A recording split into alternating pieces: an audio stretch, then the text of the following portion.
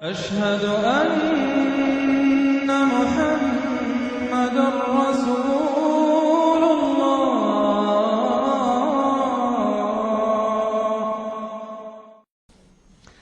سورة الانشراح. بسم اللہ الرحمن الرحیم. الم نشرح لك صدرك ووضعنا عنك وزرك الذي انقض ظهرك ورفعنا لك ذكرك. کیا ہم نے آپ کے لیے آپ کے سینے کو کھول نہیں دیا، انشراح نہیں دے دیا آپ کو، اور آپ پر جو ایک بوجھ پڑا ہوا تھا وہ اٹھا نہیں لیا. الذي انقض ظهرك، جو آپ کی کمر کو دوہرے کیے دے رہا تھا، توڑے دے رہا تھا. ورفعنا لك ذکرك، اور ہم نے آپ کے ذکر کو بلند کر دیا.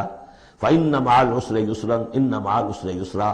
تو یقیناً مشکل کے ساتھ ہی آسانی ہے، یقیناً مشکل کے ساتھ ہی آسانی ہے. فإذا فرغت فانصب وإلى ربك فارغب. تو جب آپ فارغ ہو جائیں تو پھر یہ کہ خوب کمر کس لیجئے، محنت کیجئے اور اپنے رب کی طرف راغب ہو جائیے. یہ مشکلات القرآن میں سے ہے. عام طور پر سمجھتے ہیں لوگ کہ جو مشقتیں تھیں دعوت و تبلیغ میں، اور جو آپ کے اوپر جو لوگ فکرے چست کر رہے تھے اس کی وجہ سے آپ کو یہ رنج ہو رہا تھا. تو یہاں اصل میں یہ بات نہیں ہے، وہ بھی ہے اپنی جگہ پر. حقیقت میں بات کون سی ہے؟ اور کیونکہ یہ بھی معلوم ہے کہ یہ بالکل ابتدائی زمانے کی صورتیں ہیں، لہذا اس دور میں تو ابھی اس طریقے کا جو ہے کوئی بہت زیادہ پرسیکیوشن بھی نہیں تھی، بہت زیادہ مخالفت بھی نہیں تھی. اس سے کہیں زیادہ بڑے مراحل سے آپ کو گزرنا پڑا ہے. 3 سال کی جو بھی قید بنی ہاشم، شیب بنی ہاشم کی قید ہے، وہ بعد کی بات ہے.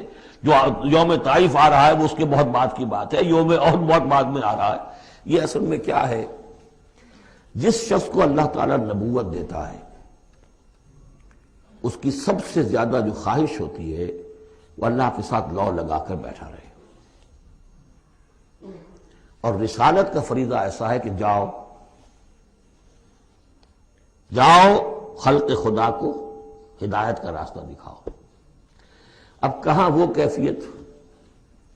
دن ڈھونڈتا ہے پھر وہی فرصت کے رات دن بیٹھے رہے تصور جانا کیے ہوئے.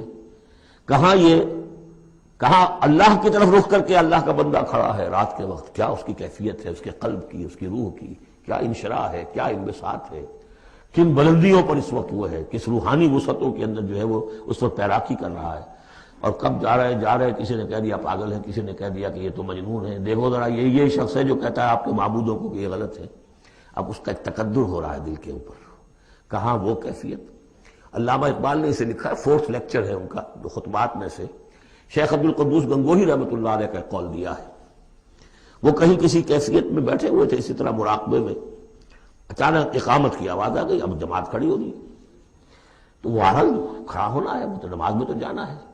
تو کہا کیا؟ جھنجھلا کر کہا، حضوری سے نکال کر دربانی میں کھڑا کر دیا. اس وقت جس مراقبے کی کیفیت میں میں تھا وہ تو حضوری کی کیفیت مجھے حاصل تھی. اب میں دربانی میں آ گیا ہوں. یہاں پر نماز تو آپ پڑھیں گے تو امام کے پیچھے پڑھیں گے. اس نے کہا اللہ اکبر تو کرنا ہی ہے رکوع، چاہے ابھی آپ کے دل چاہ رہا ہے اور قرآن پڑھا جائے تو کیسے ہوگا؟ تو اس کا حکم ماننا آپ نے. آپ چاہ رہے ہیں سجدے میں پڑے رہے ابھی سر نہ اٹھائیں، لیکن وہ تو کہے گا اللہ اکبر، تو سر آپ نے اٹھانا ہی ہے. تو وہ ایک اور نظام ہے، وہ نظام باجماعت ہے.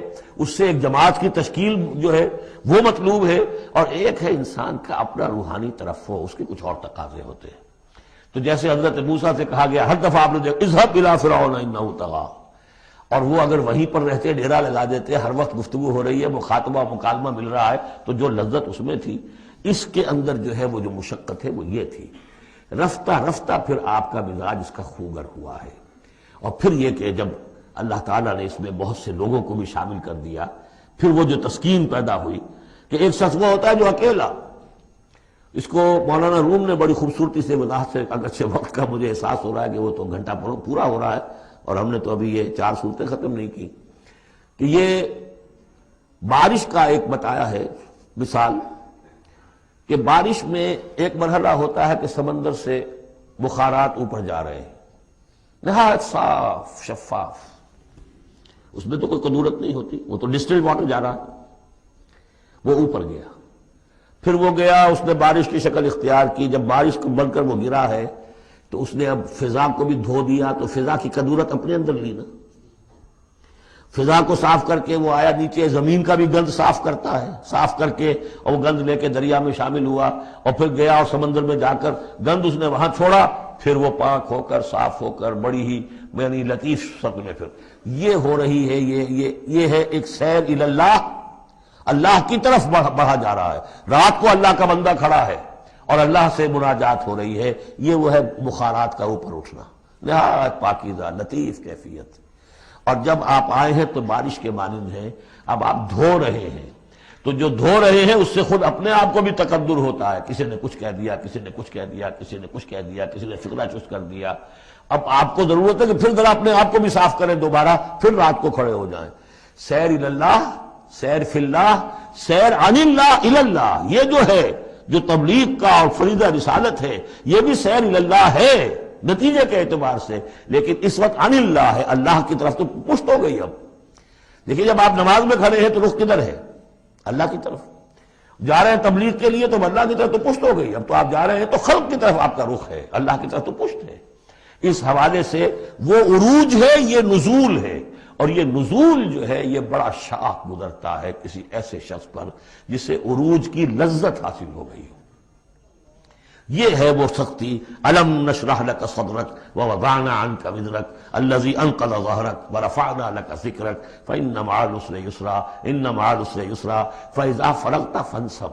اے نبی وہ وقت آ جائے گا، آپ اپنے اس فرض منصبی سے جب فارغ ہو جائیں گے، جب اللہ کا دین غالب آ جائے گا، پھر آپ یکسو ہو کر وہ جو آخر میں آیا اذا جاء نصر اللہ والفتح ورأيت الناس يدخلون في دين الله افواجا فسبح بحمد ربك واستغفر انه كان توابا، پھر آپ ہمہ وقت اسی کام میں لگ جائیے۔ اور اسی لیے حضور نے اس وقت آخری فیصلہ کیا، اللہم فی الرفیق الاعلی، بس اب میں فارغ ہوا اور اب میں مزید تاخیر نہیں چاہتا۔ حالانکہ نبیوں کو یہ آپشن ملتا ہے، اگر آپ ابھی چاہیں تو اور رہ سکتے ہیں دنیا میں، یہ آپشن ملا ہے۔ چنانچہ حضور نے اپنے مرض وفات میں جو خبر دی آ کر، جب آپ نے نماز پڑھائی ہے، بیماری میں ذرا سی کمی ہوئی تھی، باہر آپ آئے ہیں، حضرت ابوبکر نماز پڑھا رہے تھے، حضرت ابوبکر کے پاس جا کر آپ جو ہے بیٹھ گئے۔ اب حضرت ابوبکر جو ہے وہ اقتدا کر رہے ہیں حضور کی، اور پوری جماعت کر رہی ہے اقتدا حضرت ابوبکر کی۔ یہ نماز ہے، آخری باجماعت نماز۔ اس میں حضور نے فرمایا اللہ نے اپنے بندے کو ایک آپشن دی ہے، ایک اختیار دیا ہے، وہ چاہے تو، اب جو ایگزیکٹ الفاظ یاد نہیں ہے، نتیجہ اس کا یہی ہے کہ چاہے تو ابھی دنیا میں اور رہے۔ تو بندے نے اللہ کو قبول کر لیا ہے۔ حضرت ابوبکر رو پڑے اور لوگ حیران ہوئے، رو کیوں رہے یہ تو کوئی بات ایسی ہے نہیں۔ ان کے سمجھ میں آ گیا تھا کہ آپ نے اپنے انتقال کی خبر کر ہمیں دے دی۔ تو یہ فیصلہ اللہم فی الرفیق الاعلی۔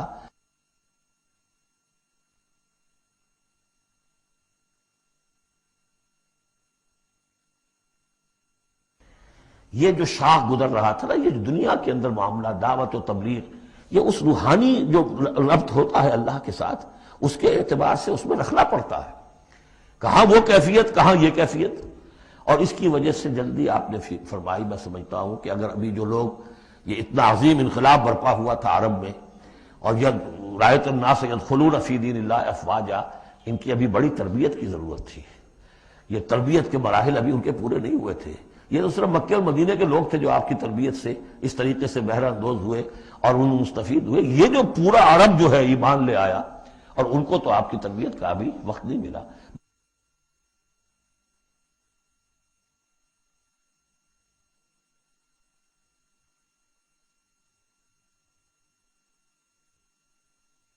بہرحال جب یہ کام ہو چکے گا اے محمد، تو بس پھر آپ ہمہ تن ہمہ وقت اللہ کی طرف متوجہ ہو جائیے۔